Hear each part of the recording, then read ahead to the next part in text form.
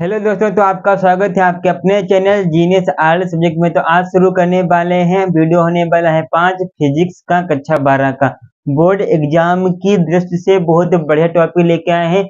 अध्यारोपण का सिद्धांत 5 नंबर या 6 नंबर में आपका पूछा जा सकता है, क्योंकि ये सिद्धांत है। आपके कम से कम 2-3 पेज इस सिद्धांत में लग जाएंगे और इसीलिए इसको आपको बहुत डिटेल में, इसकी गहराई में जाके आपको समझना पड़ेगा इस सिद्धांत को। तो सभी लोगों को इस वीडियो को ध्यान से देखना है और एक बार में अगर समझ में ना आए तो एक बार अपने आप इस वीडियो को दोबारा देखना है, दोबारा ना तो तिबारा, और तिबारा ना आए तो स्क्रीनशॉट ले लेके समझना है। कॉपी पे कम से कम प्रैक्टिस करना है 2 से 3 बार। अपने आप सिद्धांत पेन रखेंगे कॉपी पे, अपने आप पेन चलेगा इस सिद्धांत के लिए। तो अध्यारोपण का सिद्धांत सीखने वाले हैं। किसका सिद्धांत सीखेंगे? अध्यारोपण का। तो उसको सिखाने से पहले कुछ मेन बातें, कुछ जो मेन बातें हैं वो आपको पता होनी चाहिए। जैसे कि आपका आपेक्षित विद्युतशीलता क्या होती है। आपेक्षित विद्युतशीलता लिखेंगे, फिर परिभाषा बोलेंगे, फिर लिखेंगे। तो आपेक्षित आपेक्षित क्या होती है भाई जी? विद्युतशीलता। विद्युतशीलता, ठीक। अपेक्षित। तो अब आप हमारे मुंह से सुनिए, बढ़िया परिभाषा है विद्युतशीलता की। अपेक्षित विद्युतशीलता की क्या है? यदि किसी दो स्थिर बिंदुओं आवेशों के बीच का माध्यम, आवेशों के बीच का क्या होता है? आवेशों के बीच का माध्यम निर्वात हो या वायु हो, वायु तथा आवेशों पर लगने वाला बल, तथा आवेशों पर लगने वाला बल क्या होगा? वही आपकी विद्युतशीलता। तो बहुत लास्ट में इसकी परिभाषा होगी। ये आपको इस प्रकार लिखते हुए चलना है। तो यहाँ पे लिखेंगे क्या? दो दो स्थिर बिंदुओं दो स्थिर बिंदुओं आवेशों दो स्थिर बिंदुओं के आवेशों के बीच आवेशों के बीच का माध्यम, आवेशों के बीच का माध्यम कैसा हो? निर्वात हो। आवेशों के बीच का माध्यम निर्वात या आवेशों के बीच का माध्यम निर्वात या वायु हो। तो वायु हो तो आवेशों पर आवेशों पर लगने आवेशों पर लगने वाला विद्युत बल, आवेशों पर लगने वाला विद्युत बल क्या होगा? देख लीजिए, इसको एफ से लिखेंगे। आवेशों पर लगने वाला विद्युत बल, जो आपकी बल ताकत होती है, इसको हम एफ से लिखेंगे। बराबर कर देंगे 1/4 पाई एप्सिलॉन 0 Q1 Q2 बटे में R स्क्वायर। ये आपका बल लगेगा। अगर आपके आवेशों के बीच का माध्यम निर्वात या वायु ना हो तो क्या करेंगे? तो कौन सा बल लगेगा? तो ये भी आपकी दिक्कत है। तो यहाँ पे आपकी परिभाषा क्या हो जाएगी? दो स्थिर बिंदुओं आवेशों के बीच का माध्यम निर्वात या वायु ना हो तो उनके स्थान पे क्या जाए? या कोई आपका कुचालक पदार्थ आ जाए, या परावैद्युत पदार्थ जैसे कागज आ जाए, मोम आ जाए, प्लास्टिक आ जाए, कुचालक पदार्थ आ जाए आदि। तो उनके आवेशों के बीच लगने वाला विद्युत बल क्या होगा? तो इसकी परिभाषा क्या हो जाएगी? यदि कोई स्थिर बिंदु आवेशों के बीच निर्वात या वायु के स्थान पे कोई और परावैद्युत परावैद्युत जैसे कागज, मोम, प्लास्टिक आदि कुचालक आ, कुचालक आ जाए, उनके आवेशों के बीच लगने वाला बल क्या होगा? तो वो भी अभी बल को लिखेंगे यहीं पे। तो पहले परिभाषा लिखेंगे। तो यहाँ पे आपकी परिभाषा क्या हो जाएगी? दो स्थिर दो स्थिर बिंदुओं आवेशों आवेशों दो स्थिर बिंदुओं के निर्वात या वायु के वायु के स्थान पर कोई परावैद्युत परावैद्युत पदार्थ जैसे परावैद्युत पदार्थ कौन कौन से होते हैं? मोम समझ लीजिए, मोम, मोम, कागज, कुचालक, कुचालक आपका प्लास्टिक भी होता है, ठीक, कुचालक आदि हों हों तो कुचालक आदि हों तो विद्युत हों तो आवेश के हों तो आवेशों पर लगने वाला बल आवेशों पर लगने वाला वैद्युत बल या आपका बल भी लिख सकते हैं। तो इसको आप लिखेंगे एफ एम एफ एम से लिखेंगे बराबर क्या हो जाएगा? 1/4 पाई एप्सिलॉन नॉट जीरो के Q1 Q2 बटे में R स्क्वायर हो जाएगा, ठीक। तो यहाँ पे इसको और हल करेंगे तो एफ एम बराबर 1/4 पाई। अब इसकी जगह आपको सिर्फ क्या रखना है? सिर्फ ई को रखना है, सिर्फ ई को लिखेंगे, ई Q1 Q2 बटे में R स्क्वायर। तो यहाँ पे लिख देंगे कि यहाँ पे मान होता है, किसका मान होता है? यहाँ पे एप्सिलॉन नॉट जीरो के बराबर होता है ई के, जो आपकी ए है, जहाँ यहाँ माध्यम की विद्युतशीलता है, ठीक। एप्सिलॉन नॉट जीरो के बराबर एप्सिलॉन नॉट जहाँ माध्यम की विद्युतशीलता है, इसीलिए हमने इसकी पूरी की जगह पे सिर्फ ई को रख दिया है, ठीक। अब आपकी ये समीकरण नंबर दूसरी बन गई, ठीक। और पहली कहाँ? पहली ये रही। अब आप क्या करेंगे? अब आप कर देंगे समीकरण नंबर, चलिए यहाँ पे कर रहे हैं, ये लाइन ड्रॉ कर देंगे इतनी पूरी, लिखेंगे समीकरण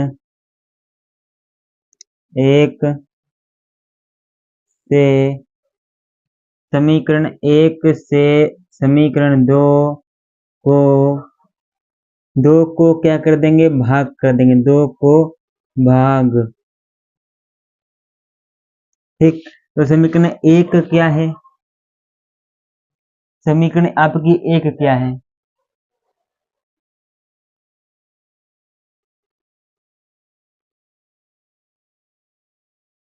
ठीक।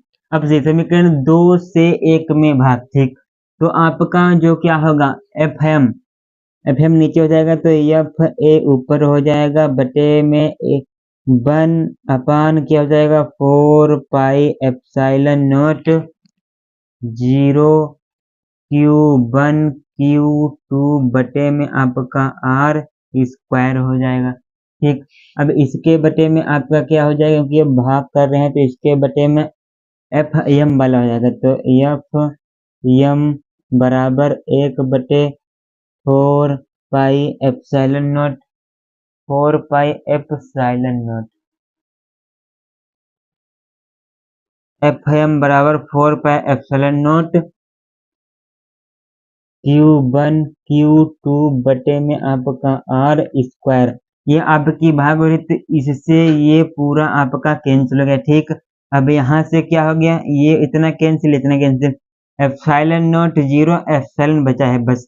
तो आपका इधर नया क्या बचा है देख लेंगे।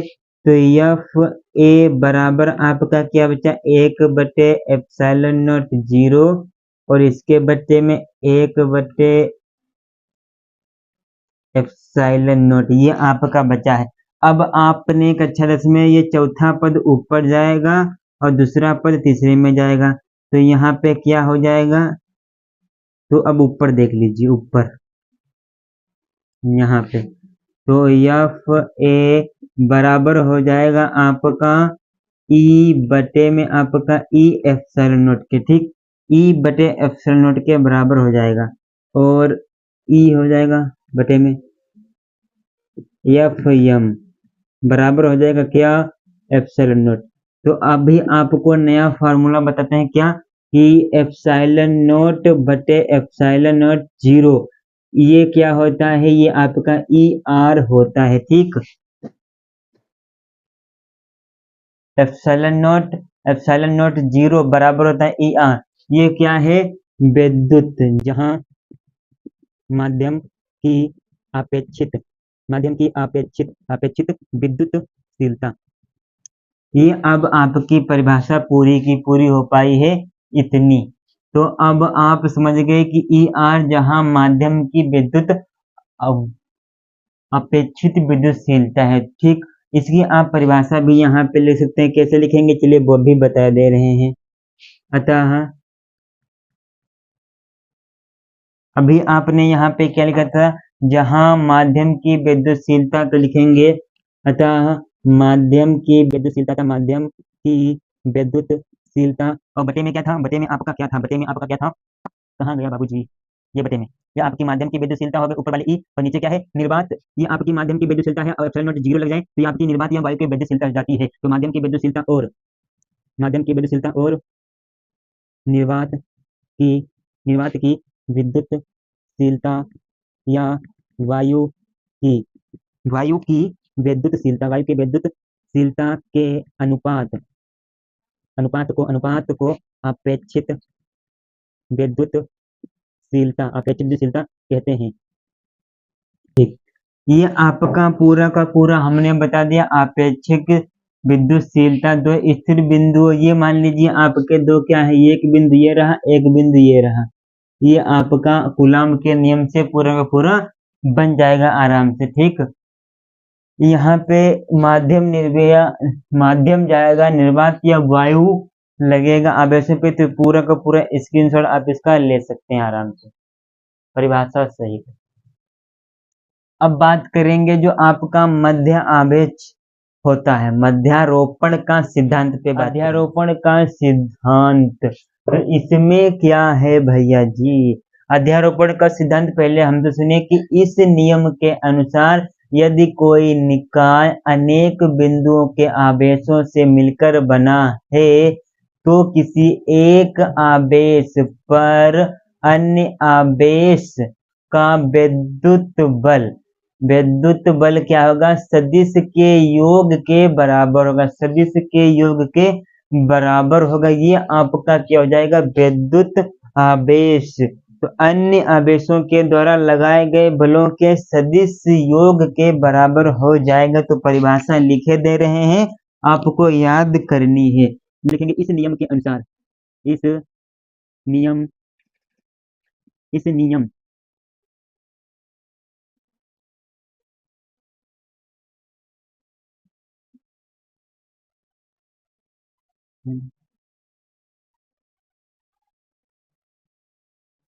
नियम के अनुसार यदि कोई निकाय अनेक बिंदुओं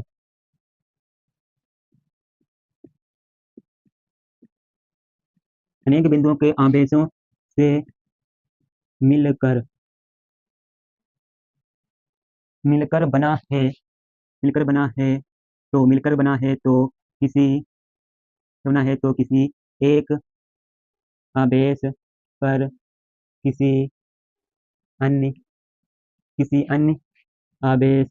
मिलकर बना है तो किसी एक आवेश पर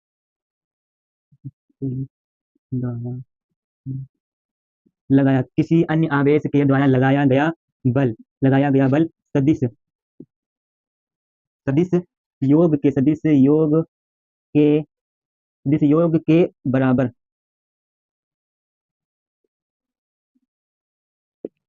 सदिश योग के बराबर होता है। ये आपका क्या हो गया? सिद्धांत हो गया। क्या हो गया? सिद्धांत हो गया। इस नियम के अनुसार यदि कोई निकाय अनेक बिंदुओं के आवेशों से मिलकर बना है तो किसी एक आवेश पर किसी अन्य आवेश के द्वारा लगाया बल सदिश योग के बराबर होता है, या लगाया गया बल, कुछ भी लिख सकते हैं, कोई टेंशन की बात नहीं है। यदि निकाय क्या है? यदि निकाय n कणों से मिलकर बना है तो उस पर आवेश Q1, Q2, Q3, इसी प्रकार आपका चलता जाएगा Qn है।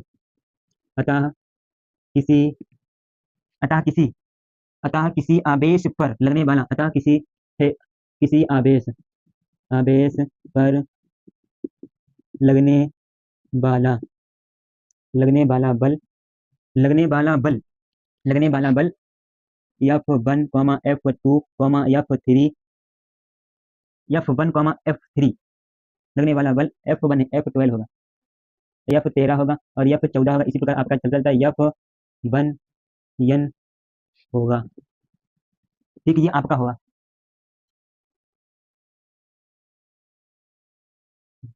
तब तब क्या होगा, अब आपको लिखने की जरूरत नहीं है अपनी कॉपी पर, बस इतना लिख देंगे, काम बन जाएगा आराम से। तो एक बार फिर पढ़िए नियम को। इस नियम के अनुसार यदि कोई निकाय अनेक बिंदुओं के आवेशों से मिलकर बना है तो किसी एक आवेश पर किसी अन्य आवेश के द्वारा लगाया गया बल सदिश योग के बराबर होता है। यदि कोई निकाय n कणों से मिलकर बना है तो उस पर आवेश Q1, Q3 तक Qn है। अतः किसी आवेश पर लगने वाला बल, ये आपका क्या होगा, ऊपर वाला अदिश सदिश वेक्टर F12 और comma vector F13 vector F14 plus plus आपका बढ़ता जाएगा, वेक्टर F1n होगा। तब आपका अब लिखने की जरूरत नहीं है, समझने की जरूरत है। और इतने में बता देंगे आपको क्या, पूरा का पूरा अध्यारोपण का सिद्धांत। तो एक रेखा ये रही, खींच जाएगी बाबू मुसा, ये भी।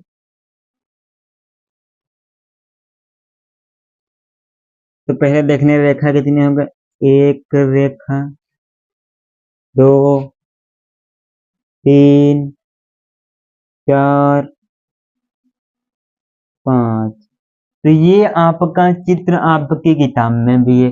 तो मान लीजिए यहाँ पे आपका Q1 हो गया इस बीच में, ठीक, और यहाँ पे आपका Q2 हो गया, यहाँ पे Q3 हो गया, यहाँ पे Q4 हो गया, यहाँ पे आपका Q5 हो गया, यहाँ पे Qn हो गया, ठीक, Q6 भी होगा, जितने भी आपके बन जाए उतने भी, ठीक। अब आपका देखिए फिर उसके बाद क्या कहा गया है, ये आपके F12, F13, तो Q1 से लेके Q2 के बीच में बल कितना लगेगा, तो इसी को ये दर्शाता। तो आपका बल लगेगा यहाँ पे वेक्टर F12 बल लगेगा, ठीक, यहाँ पे F13 बल लगेगा, यहाँ पे आपका वेक्टर F14 बल लगेगा, और यहाँ पे आपका वेक्टर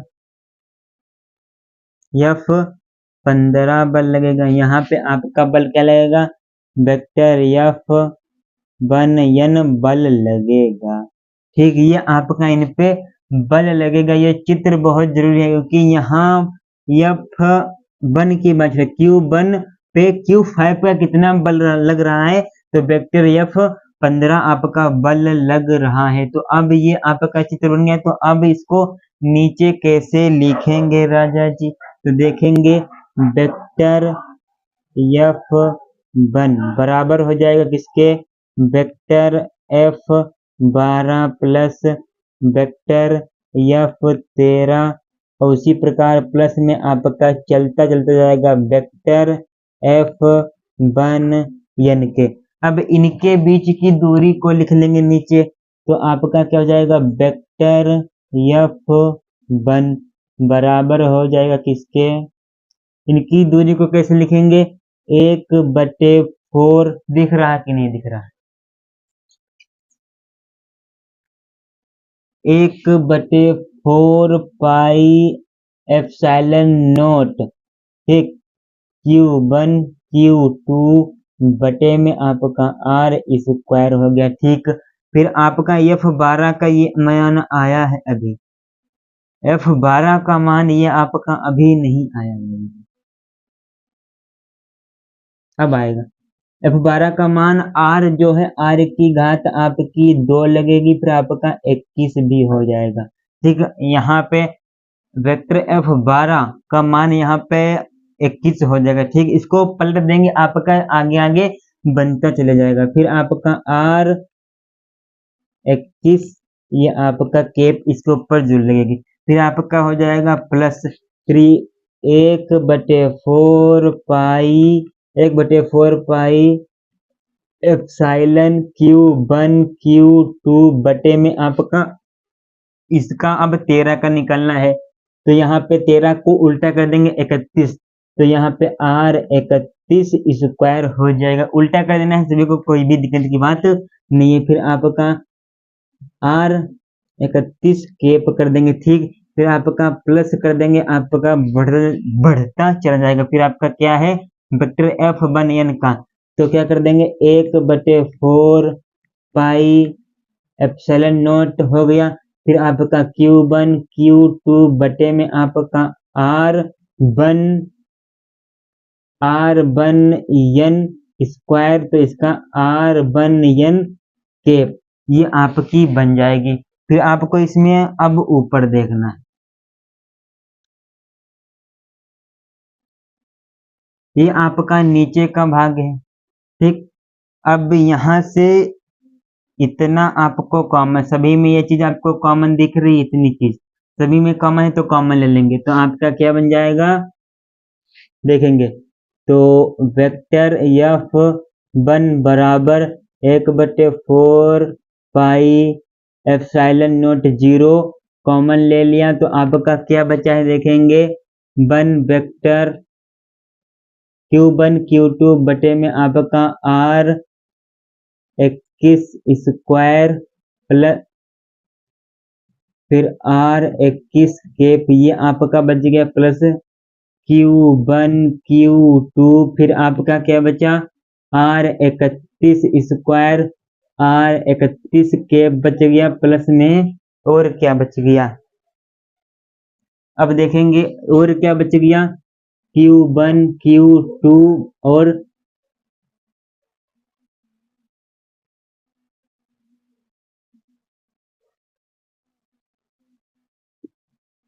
और ये आपका बच गया, और RN1 केप ये आपका बच गया। ठीक, यहाँ पे थोड़ी दिक्कत,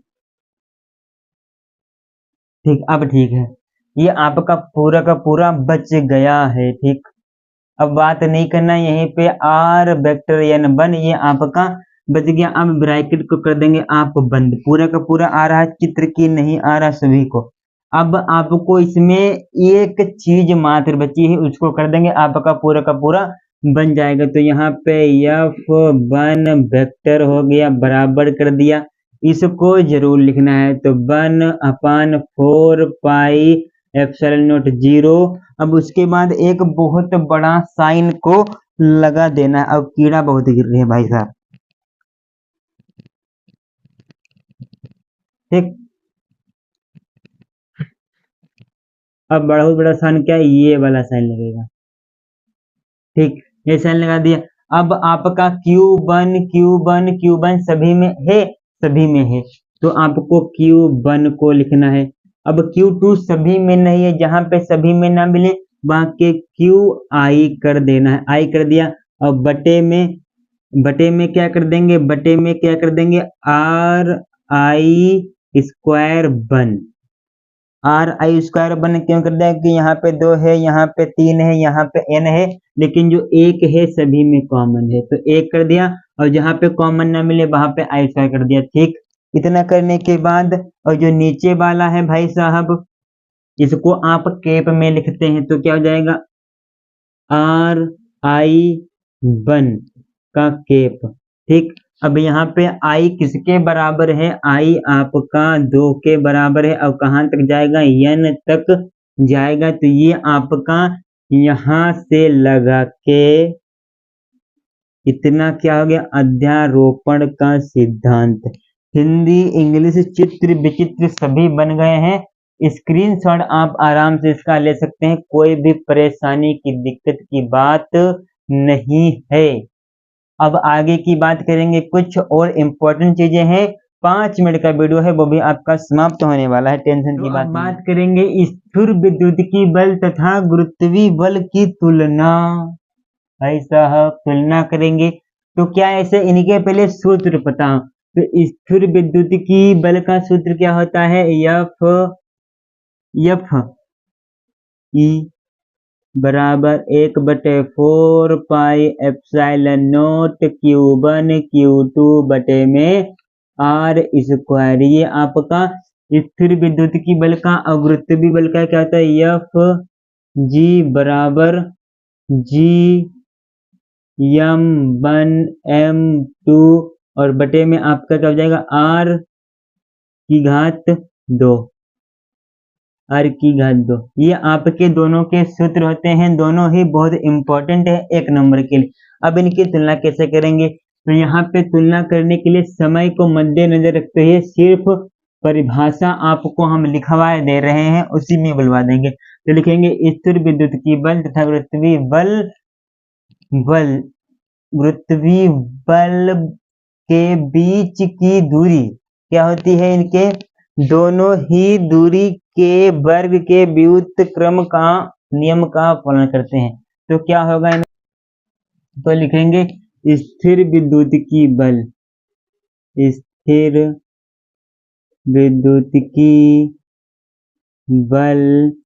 तथा गुरुत्वीय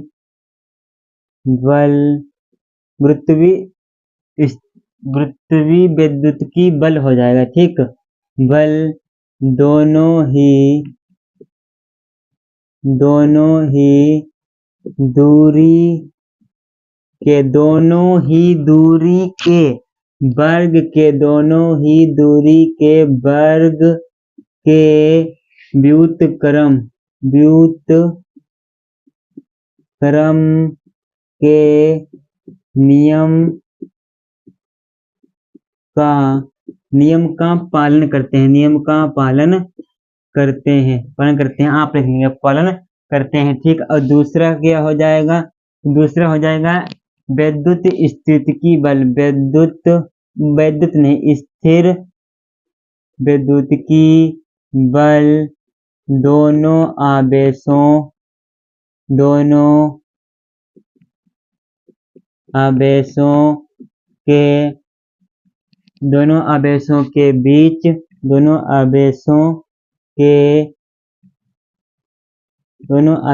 के बीच माध्यम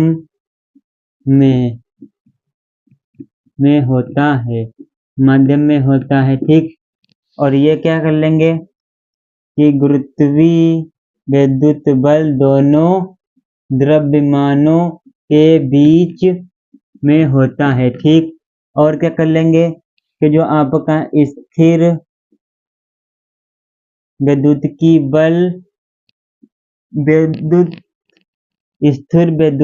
बल हो जाएगा, स्थिर विद्युतीय बल गुरुत्वीय बल से शक्तिशाली होता है,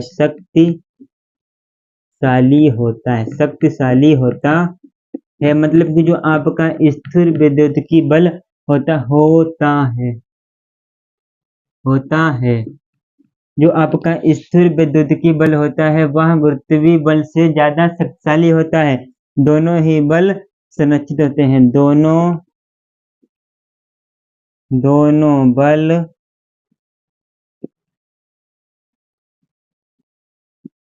संरक्षित होते हैं। दोनों बल कैसे होते हैं, संरक्षित होते हैं। तो इनकी ये तुलना हमने आपको बता दी है। तुलना में कुछ खास नहीं था, पेपर में पूछी नहीं जाएंगी, स्कूल में शायद पूछ दें लेकिन कुछ भी कर नहीं पाएंगे। इम्पोर्टेंट टॉपिक हमने आपको पढ़ा दिया था। क्या अध्यारोपण का सिद्धांत बहुत बढ़िया सिद्धांत था। तो अगली वीडियो में जल्द ही मुलाकात होगी आपसे पार्ट 6 लेके। जय हिंद, जय भारत, वंदे मातरम। और आज क्या था भैया जी, शिक्षक, तो जरा उस पर भी 2 मिनट चर्चा। जो आपका शिक्षक इनका मतलब कौन जानता है, मतलब कि शिक्षक का होगा मतलब कि शिखर तक ले जाए। शिखर तक क्या हो, शिखर तक आपको ले जाए। और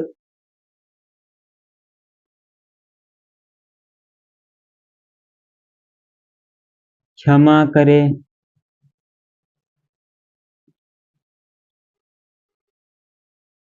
क्षमा करे, ते कमियों को दूर करे, कमी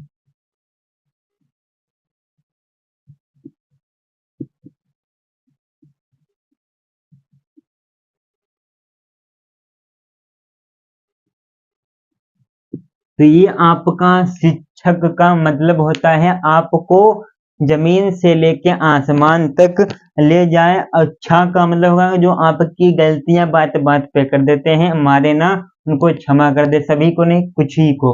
और का मतलब कमियों को दूर करे, जो आप में कमियां हैं, जो भी आपकी कर में कमियां हैं, गुड हैं, खराब हैं, एवरेज हैं, जो कुछ भी ए टू जेड कमियां हैं उनको दूर करे, वही होगा आपका शिक्षक। 3 नियमों को पालन करने वाला आपका होता है शिक्षक। और कोई दिक्कत की बात नहीं। फिजिक्स पढ़ लिया, फिर अगली वीडियो में मिलेंगे, तब तक के लिए जय हिंद।